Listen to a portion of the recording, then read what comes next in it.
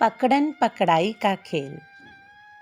One विहार करते हुए लचकती लटकती हुई मंद गेंदनी जैसी ललित गति से चलती हुई श्री प्रिया जी की बड़ी ही सुहावनी छवि हो रही है।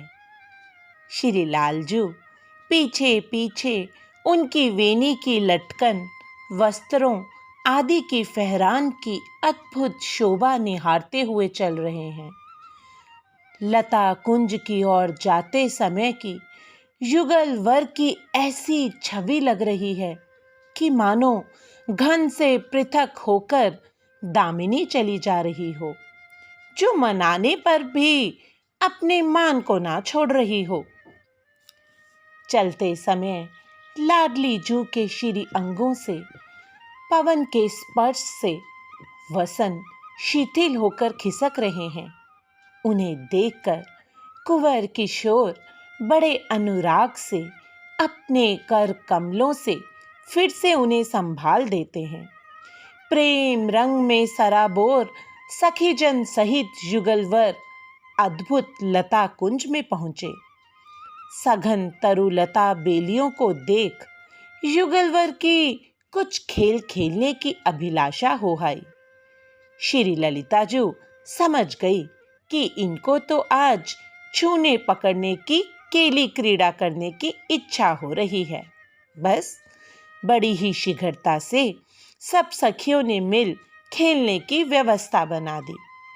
अब कुंवर लाडली प्रियतम से कहती हैं कि आप पहले दौड़िए और मैं आपको छूऊंगी। अब तो नवनागर दौड़ दौड़ कर वृक्षों की ओट होते हैं। श्यामाजू से छुप छुप कर कहते हैं कि आप मुझे पकड़िए। अब तो रस रंग की बाढ़ सी आ रही है। छूने भागने में, वृक्षों के आस पास घूमने में उनकी मानो भांवरी सी पड़ रही है। कभी कभी प्रियतम दौड़ने में रुक जाते हैं और कुंज कौतुकी प्रियाजू उनको पकड़ने की तीव्र घात में हैं। तब तलक तो वे लताओं पताओं की ओट होकर छिप रहे हैं। इधर किशोरीजू हौले हौले पग रखकर चल रही हैं और अपने नुपुरों की भी ध्वनि नहीं होने देती। प्रियतम के नैन श्री जी की रूप माधुरी के दर्शन से वितकित है। जब देखते हैं कि प्राण प्रिया समीप में आ रही है तो फिर दौड़ने लगते हैं। अब तो चतुरांगना प्रियाजू सखी की ओट होकर लालजू को पकड़ ही लेती है। सखियां दंपति युगलवर के चरित्रों को देख बलिहारी जा रही हैं। रसिकनी ने रसिक लाल को पकड़कर हरा दिया। अब ललिताजू के प्रस्ताव से श्री प्रियाजू दौड़ लगाती हैं और रसशेखर उनको पकड़ने के लिए दौड़ते हैं।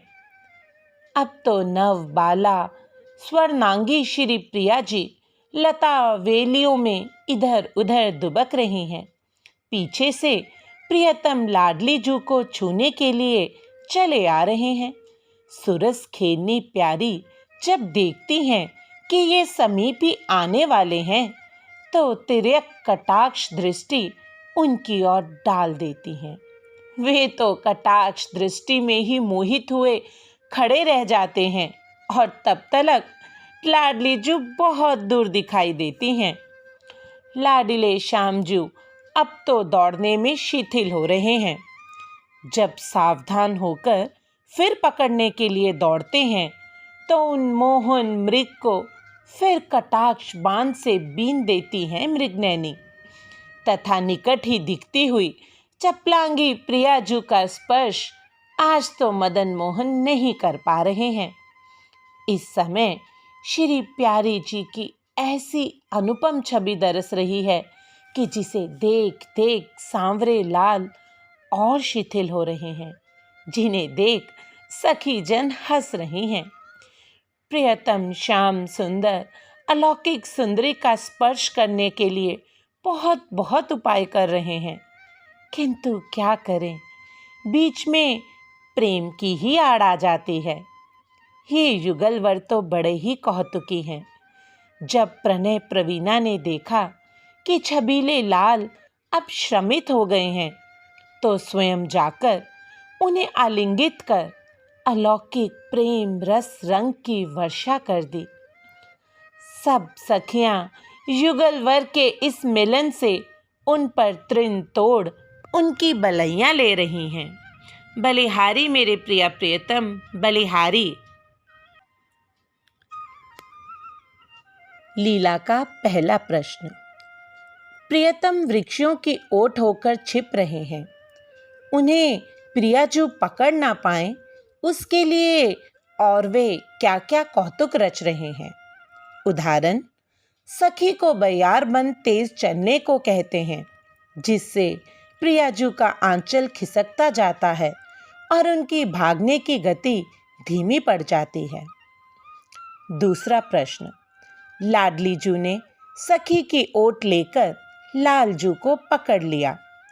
प्रियतम की तो मानो अभिलाषा ही पूरी हो गई, इसलिए कि प्रिया जी के कर कमलों का स्पर्श उनके शरीर को सहज ही प्राप्त हो गया, जिस स्पर्श सुख के लिए वो सदा कामना ही करते रहते हैं।